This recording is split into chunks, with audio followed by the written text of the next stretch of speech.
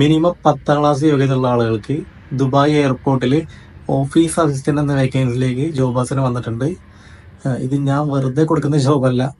Dubai എയർപോർട്ടിലേക്ക് Emirates അവരുടെ official സൈറ്റിൽ ഇറക്കിയ ജോബാണ്. ഡയറക്റ്റ് ജോബ് ആയതുകൊണ്ട് വേറെ ഫീയും കാര്യങ്ങളൊന്നും ഉണ്ടാവില്ല. അപ്പോൾ ഇതിന് അപ്ലൈ ചെയ്യാനായിട്ട് ഞാൻ ചൂടെ കൊടുത്ത വെബ്സൈറ്റിൽ കയറിയിട്ട് അപ്ലൈ ചെയ്യുക.